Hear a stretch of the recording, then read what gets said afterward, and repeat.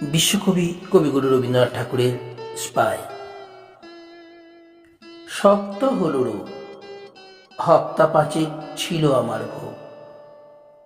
একটুকু যে সুস্থ হলেন পরে, লোক ধরে না ঘরে। ব্যামোর চেয়ে অনেক বেশি ঘটালো দুর্যোগ। এলো ভবেশ, এলো পালি, এলো বন্ধু ঈশান, এলো পলিটিশিয়ান, এলো গোকুল সংবাদপত্রে, খবর রাখে সকল পাড়ার নারী নক্ষত্রে।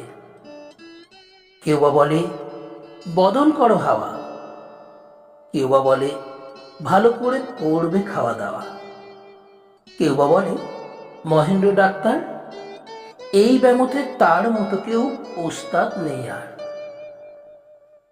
দেয়াল ঘেঁষে ওই যে সবার পাছে সতীশ বসে আছে, থাকে সে এই পাড়ায়।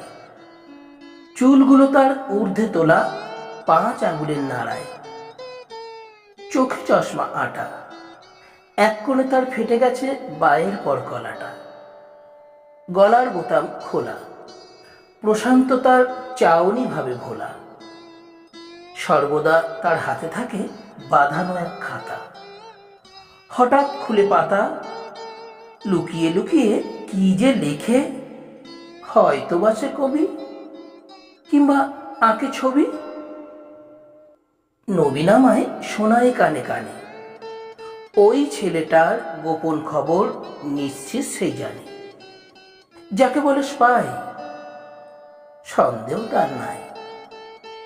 আমি বলি হবেও বা, ভক্তি নম্র নিরীহ ওই মুখে খাতার কোণে রিপোর্ট করার খোরাক নিচ্ছে টুকি। ওই ছেলেটা সত্যি যদি তেমনই হেয় হয়, ঘৃণা করব, কেন করব ভয়। এই বছরে বছর খানেক বেরিয়ে নিলেন পাঞ্জাবে কাশ্মীরে। এলেন যখন ফিরে, এলো গণেশ, পল্টু এলো, এলো নবীন পাল, এলো মাখন লাল। হাতে একটা মোড়ক নিয়ে প্রণাম করলে পাঁচু, মুখটা কাঁচু মাচু। মনিক কোথায়, শুধাই আমি তারে। সতীশ কোথায়, হ্যাঁ রে। নবীন বললে, খবর পাননি তবে, দিন 15 হবে, উপোস করে মারা গেল সোনার টুকরো ছেলে। নন ভায়োলেন্স প্রচার করে গেল যখন আলিপুরের জেলে। পাঁচু আমার হাতে দিল খাতা, খুলে দেখি পাতার পরে পাতা।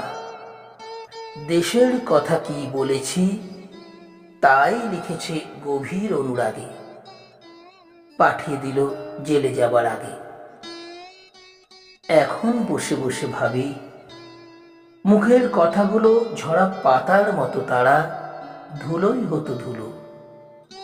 সেইগুলোকে সত্যি করে বাঁচিয়ে রাখবে কে, মৃত্যু সুধার নিত্য পরশ দিয়ে।